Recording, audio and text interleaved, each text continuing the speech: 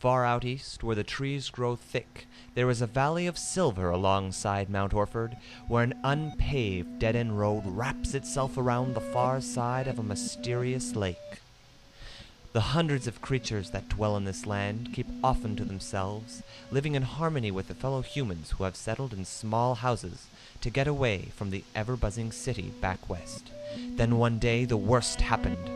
Suddenly the winds changed, and the clouds were blown in from the southeast. The cold air chilled the country dwellers to a state of panic. A storm was brewing. Well, little did they know, the storm was more than just wind and rain. It was a storm brewing within the depths of a nearby forest. Nature was alive with fury as it drew nearer.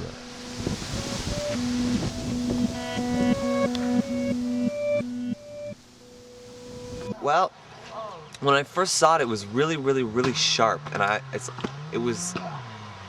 tried to touch it, but I didn't know if it was poisonous or not, so I figured that maybe if I gave it a good kick, it would do something. So I said, well, I'm not going to touch it with my foot. I'm going to go far away. I'm going to go far away first, so I grabbed a long stick. I had to find one, and when I found one, the damn thing was gone. I've never seen it personally, but I've heard it can't jump very high, so I'd go on the roof and then jump on it. I personally don't think it's alive, because it doesn't jump very high. Boiled up from the ground. It's gonna kill us all. It was uglier than anything you've ever seen in your entire life. I decided that I had to kill it before it killed us. Don't want to do this anymore. I went to put something in that mirror right there, then it took my hand just like this. Ah! Well, not really, but it was a lot like that. It took my letter and it chewed it up, spit it back out. It was all ripped up, beyond repair. I didn't get my letter back. I was just playing in the sandbox with my dolls. Sometimes 4 or 5 legs at a time. And then it came out of the sand and Never sure where it's gonna be, but it's always there. all my dolls had disappeared. I wasn't even able to move when it came out of the ground. It looked like a big pile of... Blue, probably someone's friend when it was younger. It's really hard to describe what it actually looked like because I didn't really see it much, because as soon as it came out, the sun disappeared and all this weird stuff started happening, and there was a fire around me, and it was like hell had come out of the sandbox to eat my dolls, and then I had no more dolls, so I was really bored for the next half hour. Oh, well, at night, it doesn't really scare me, but others it can, depending on the texture.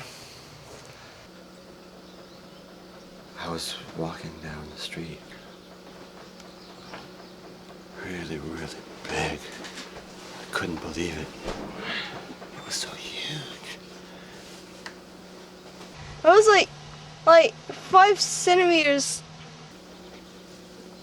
Really big. It climbed up that tree right there and ate a cat. Don't know how it did that because it went over there. It was pretty high. Anyways, I just kept walking, pretending it wasn't there, So I just kind of walked carefully, slowly. I thought I was going to pass by it, but it was I just felt like it was looking at me, I don't know. I couldn't see it. Because there was too much light. When something's looking at you, you just kind of freak out. You cold sweats and you feel oh God, I hope it doesn't see me. So I just kept on going, walking slowly. Well, if you ask me, it was sort of green and yellow and pink. It just sort of looked like a snake. It was all, ugh. Oh, I don't know. Saw it last night near the lake. I saw it beside the lake because I was there. But I thought, oh, if I freak out, then it's gonna know I'm freaked out. So well, I just kind of took my hat off like this, and I said, "Whew, nice day." Then I ran like shit. Anyways, that's when I first saw it. It was really scary. It was really friggin' scary. I mean, what does that on air like those bugs on? I mean, I'll never go swimming again. When I saw it, it was bright as day, but I couldn't see it. Because it was like, I turned around, I saw something, and then I went invisible, and I turned around to go walking again, and I saw it again. It took my arm. It's gonna get revenge. Ow! I'm really scared. I don't want it to come back, because my innards are precious to me. It was a cold, dark night, and I looked up to the clouds. There it was. Big as life and twice as ugly. Then I turned around. There it was again. Didn't know quite what it was, but it sure smelled bad. So I crouched down, and it started coming towards me. So I ran!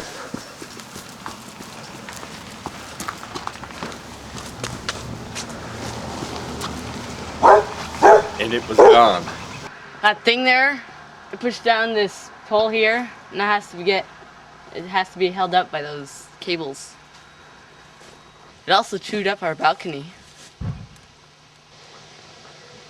When I first saw it, my cap was on backwards. Now it's stuck to my head. Yeah, you saw it too, didn't you? And what'd you do? Yeah, I thought that's what you'd do. And it was scary, wasn't it? And he just smiled at me and barked. That's about all I got to say. It just disappeared. Had giant nostrils. It almost...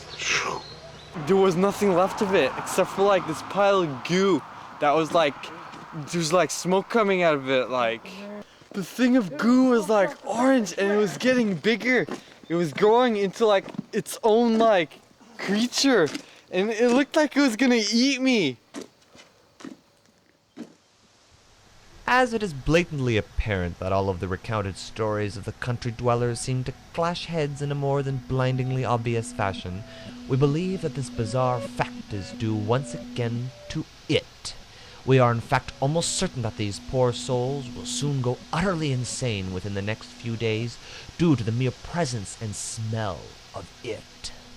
Despite our utmost efforts to convince them to leave, their insane persistence to remain and protect their cottages and property seem to be a sickness of these Demdar country dwellers, and perhaps even now their death sentence. And finally, as we ventured back home on the winding highways, we received word by telephone that poor young Timmy went missing in the forest. None dared to go after Timmy, for they knew that it was watching.